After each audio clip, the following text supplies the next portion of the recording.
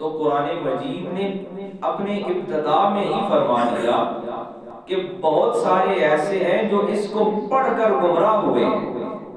اب اس پر مفسرین کرام فرماتے ہیں اس کی مثال ایسے ہے کہ سورج چمکنے کے لیے بنایا گیا، لہٰذا وہ چمک رہا ہے۔ سورج کا کام ہے روشنی اور حرارت دینا، لہٰذا وہ دے رہا ہے، وہ اپنا عمل اپنا فعل مکمل کر رہا ہے۔ اب اس کی حرارت سے، سورج کی حرارت سے جو سیم اور تھور والی زمین ہے اس سے پودا نہیں نکلتا، بلکہ جتنی زیادہ دھوپ پڑتی ہے اتنی ہی زیادہ زمین کی جو غلاظت اور خرابی ہے وہ باہر آتی ہے۔ جو زمین زرخیز ہے اس پر اسی سورج کی روشنی، اسی سورج کی حرارت مزید پودے، مزید باغ و بہار کھلانے کا باعث بنتی ہے۔ اسی سورج کی روشنی ہے اور اسی سورج کی حرارت ہے، کانٹوں والے پودے سے کانٹے ہی نکلتے ہیں، پھول نہیں نکلتے۔ اور جو غلہ اناج دینے والے پودے ہیں وہ بھی اسی سورج سے روشنی لیتے ہیں اور غلہ و اناج دیتے ہیں، جبکہ دوسرے جو ہیں وہ صرف زہر اگلتے ہیں۔ لہٰذا یہ قرآن وہی قرآن ہے، یہ کلام وہی کلام ہے، یہ کتاب وہی کتاب ہے، لیکن سارے اس سے ہدایت نہیں پانے والے۔ اب امام الانبیاء، قربان چاہیے نبی رحمت کی، وہ ذات والا صفات جو سراپا رحمت ہے، جن کا قلب اطہر، جس کے لیے قرآن مجید میں فرمایا کہ وما ادراک ما لیلۃ القدر، اور جس کے لیے قرآن نے بتایا کہ یہ جو قرآن ہے یہ قلب مصطفیٰ پہ اتارا گیا، اور وہ طبیعت مصطفیٰ اور امام الانبیاء کی مبارک طبیعت، اس پر یہ گراں گزرتا ہے کہ کوئی آپ کی بارگاہ میں آئے، آپ کی صحبت میں آپ کے پاس بیٹھے اور اس کے بعد وہ اپنی بخشش نہ لے کے جائے اور اس کے بعد وہ ایمان نہ لے کے جائے۔ قرآن مجید میں بتایا وَلَيَزِيدَنَّ كَثِيرًا مِّنْهُمْ، یہ سارے نہیں، کثیرا اس لیے فرمایا گیا کہ ان میں سے بہت سارے جو ہیں یہ کلام سننے کے بعد ان کی جو کفر ہے، ان کی جو گمراہی ہے وہ اور بڑھ جانے والی ہے۔ سارے نہیں لیکن کثیر، زیادہ، کل نہیں۔ قرآن مجید نے بتایا کہ یہ سارے جو ہیں، اس لیے کہ انہی اہل کتاب میں سے کچھ ایسے ہیں جو ایمان لانے والے ہیں، جو حق کو قبول کرنے والے ہیں، جو پچھلے نبیوں کے، گزشتہ انبیاء کے بتائے ہوئے طریقے کے مطابق، کیونکہ سارے نبی یہی بتاتے رہے، سارے نبیوں کی تعلیمات کا ایک ہی نقطہ ہے کہ امام الانبیاء، نبی آخر الزمان، خاتم الانبیاء صلی اللہ تعالی علیہ وآلہ وسلم کی نبوت اور رسالت پر ایمان لانا۔ فرمایا فلا تأسا علی القوم الکافرین، اے طبیعت مصطفیٰ، اے مزاج مبارک محمد مصطفیٰ کریم، اے دو جہاں کے لیے رب کی رحمت، کیونکہ آقا کریم کی طبیعت پریشان ہے، اس پہ ملال ہے اور رنجیدگی ہے، غمگینی ہے کہ یہ بدبخت آتے ہیں اور اپنے سوالوں کی وجہ سے اور اپنے مزاج کی وجہ سے یہ ایمان نہیں لے سکتے۔ فرمایا فلا تاسا، مطلب کیا ہے کہ آپ غم نہ کریں۔ تاسا آسا سے نکلا ہے، اس کا مطلب ہے کہ اے میرے محبوب، آپ ان کفار کے لیے غم نہ کیجئے، کیونکہ یہ قرآن مجید ہدایت ہے، نبی آخر الزمان کا پیغام حق اور سچ ہے اور ہدایت ہے، مگر سارے اس سے ہدایت لینے والے بھی ہیں۔ بزرگان دین فرماتے ہیں کہ ہدایت کے لیے بھی ظرف ہونا چاہیے۔ انسان، ہم یہ کہتے ہیں نا کہ اللہ توفیق دے، تو توفیق دینے کے لیے بھی پہلے کوئی ارادہ بنانا پڑتا ہے۔ اب رب نے حکم دیا ہوا ہے وَأَقِیمُوا الصَّلَاةَ کا، رب کا حکم موجود ہے وَآتُوا الزَّکَاةَ کا، رب کا حکم موجود ہے حج کی فرضیت کا، رب کا حکم موجود ہے ماہ رمضان کے روزے کا، جو بھی رب کی طرف سے حکم ہے وہ موجود ہے۔ اب اس کے بعد کوئی شخص یہ کہے کہ جی اللہ توفیق دے گا تو ہم نماز پڑھیں گے، اللہ نے تو دعوت دے رکھی ہے، رب العالمین نے حکم نازل کر رکھا ہے، اب کوئی اپنا ظرف بنائے گا؟ کیونکہ یہ قرآن مجید نے ہی ہمیں بتایا ہے نا، اس کلام میں ہی کہ وَهَدَيْنَاهُ النَّجْدَيْنِ، کہ ہم نے انسان کو اشرف المخلوقات بنا کر اس کو شعور اور عقل دے کر اس کے بعد اس کے لیے دونوں راستے کھلے رکھے ہیں۔ اور یا اللہ فرماتے ہیں کہ یہ انسان ہے کہ جس کے پاس رب نے 2 ہاتھ، 2 پاؤں، 2 آنکھیں اس لیے دے رکھی ہیں کہ یہ حق اور سچ کو پہچان کر اس کو اپنا سکے۔ اور انسان اور فرشتے میں فرق یہ ہے، اور انسان اور جانور میں بھی فرق یہی ہے کہ جانور کے پاس پہچان کرنے کی صلاحیت نہیں ہے، اس کو عقل نہیں دیا گیا، علم نہیں دیا گیا، ادراک نہیں دیا گیا، شعور نہیں دیا گیا۔ اور فرشتے کے پاس کیا ہے کہ اس کو گناہ کی صلاحیت نہیں دی گئی۔ بزرگان دین فرماتے ہیں کہ بندگی یہی ہے، یہ بھی بندگی نہیں ہے اور یہ بھی رب کی عبادت نہیں ہے کہ انسان انسانوں سے بھاگ جائے، جنگلوں میں، پہاڑوں میں انسانوں سے الگ ہو جائے اور پھر کہے کہ میں اللہ کا ذکر کر رہا ہوں۔ اللہ کی عبادت وہی قابل قبول ہے جو انسانوں میں رہ کر، انسانوں کے درمیان رہ کر، اور پھر ان ساری زندگی کی مشکلات اور ساری جو تنگیاں ہیں، مسائب ہیں، ان سب کا سامنا کرنے کے بعد ہدایت کو ہدایت جان کر، ہدایت کی پرکھ کر کے اس کا انتخاب کرنا۔ قرآن مجید نے بتایا کہ یہ جو کہتے ہیں نا کہ ہمارے پاس تورات ہے، ہمارے پاس انجیل ہے، فرمایا ان کے پاس کوئی شے نہیں ہے، لستم علی شیء، کہ تمہارے پاس کوئی شے نہیں ہے۔ جن کا یہ دعویٰ ہے نا کہ ہمارے پاس تورات ہے، انجیل ہے، سابقہ نبیوں کا ہمارے پاس دین ہے، فرمایا سابقہ نبیوں کے دین کی پہچان یہ ہے کہ وہ نبی آخر الزمان پر ایمان لانے والے ہیں، اور نبی آخر الزمان پر ایمان لانا ہی دراصل سارے نبیوں پر ایمان لانا ہے۔ اور فرمایا کہ یہ جو کہتے ہیں کہ ان کے پاس کلام موجود ہے اور یہ کلام نہ ہونے کے برابر ہے، یہ کلام نہیں ہے، لا شیء ہے، یہ تب مانا جائے گا جب یہ اس آخری کلام کو مانے گا، کلام مجید، قرآن مجید کو مانیں گے، پھر ان کا تورات کو ماننا، انجیل کو ماننا، سابقہ آسمانی کتابوں کو ماننا تب قابل قبول ہوگا۔ اور فرمایا وَلَا يَزِيدَنَّ، اب اگر اس حالت میں کہ جب انہوں نے تورات اور انجیل اور سابقہ سارے کلام کو بگاڑ رکھا ہے، اور یہ ہمارے لیے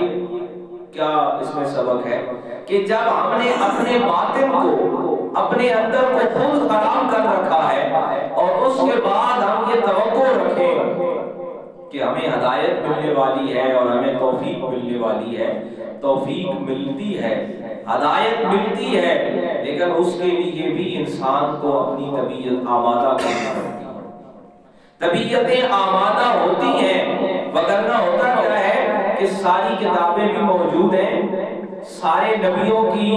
جو بتائی ہوئی تعلیمات ہیں وہ بھی موجود ہیں۔ فرمایا وَلَا يَزِيدَنَّ كَثِيرًا مِّنْهُمْ مَا أُنزِلَ إِلَيْكَ مِن رَّبِّكَ طُغْيَانًا وَكُفْرًا۔ اور یہ بھی بڑی ایک لطف کی بات ہے کہ قرآن مجید نے جہاں بھی کفر کی بات کی نا، کفر کی، اس سے پہلے طغیان کی بات کی۔ طغیان کہتے ہیں سرکشی کو، بغاوت کو، بے خوفی کو، کہ جب انسان طغیان پر آمادہ ہوتا ہے پھر وہ کفر تک چلا جاتا ہے، سرکشی ہے، بغاوت ہے اور اللہ کے حکم کی نافرمانی ہے۔ فرمایا من ربک طغیانا وکفرا، کہ یہ پہلے سرکش ہیں، یعنی انہوں نے پہلے اللہ کے حکم سے بغاوت کی ہے اور اس کے بعد یہ کفر تک پہنچ گئے۔ حاضرین محترم، اسی لیے ہمارے لیے حکم یہ ہے کہ رب کے ہر حکم کی اللہ اور اس کے رسول کے ہر حکم کی فرما برداری کرنا، ہر حکم کی تابعداری کرنا۔ اور یا اللہ فرماتے ہیں کہ مومن کی پہچان یہ ہوتی ہے کہ مومن میں عاجزی ہوتی ہے، انکساری ہوتی ہے، مومن کے مزاج میں بغاوت اور سرکشی نہیں ہوتی، مومن تابعدار ہوتا ہے، فرما بردار ہوتا ہے۔ مومن کا مزاج جو ہے، اور یا اللہ فرماتے ہیں مومن کی پہچان یہ ہے، جس طرح حدیث پاک میں ہے کہ حدیث پاک کے تو الفاظ یہ ہیں کہ مومن وہ ہے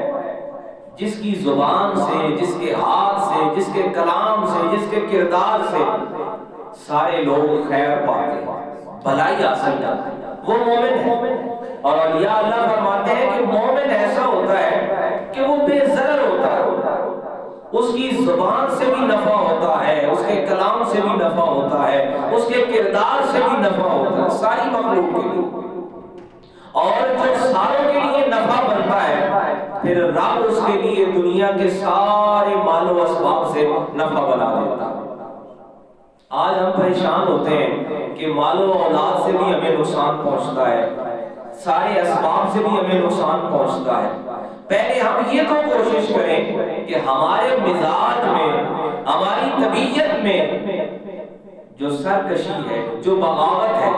اور یہ بغاوت کس سے ہے؟ یہ سب سے پہلے اپنے خالق سے، اپنے مالک سے ہے، اپنے پروردگار سے ہے، کہ اپنے رب سے جو ہماری بغاوت ہے۔ اور یا اللہ فرماتے ہیں کہ جب بندہ اپنے خالق کا فرما بردار ہو جاتا ہے پھر ساری مخلوق اس کی فرما بردار کر دی جاتی ہے۔ آج لوگ کہتے ہیں کہ یہ اولاد نافرمان ہے، اور برادریوں میں ناچاکیاں ہیں، عداوتیں ہیں۔ وجہ کیا ہے؟ کیونکہ ہم اپنے مالک، اپنے خالق کے فرما بردار نہیں ہیں، لہذا پھر مخلوق ساری ہماری نافرمان ہے۔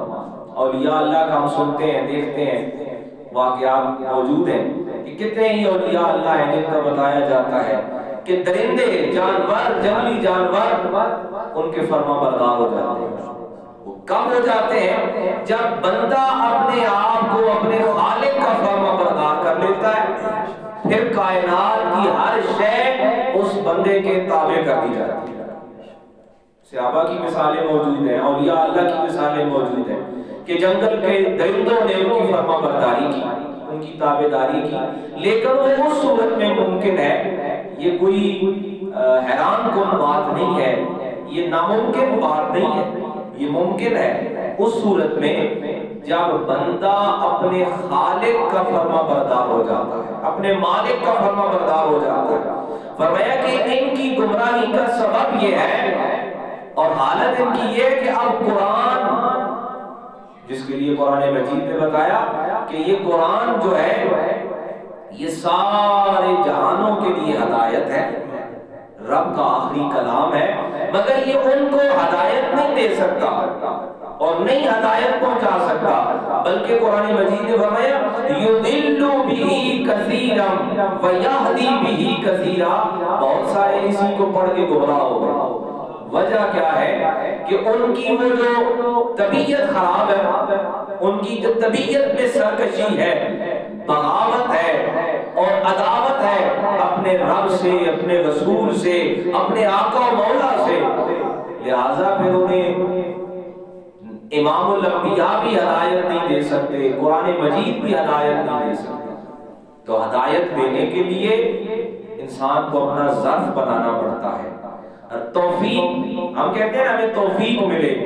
نماز، روزہ، حج، زکوٰۃ، دیگر جو عبادات ہیں ہمیں توفیق ملے، تو توفیق ملنے کے لیے بھی انسان کو اپنا ظرف بنانا پڑتا ہے۔ فرمایا ان کے پاس ساری کتابیں موجود ہیں،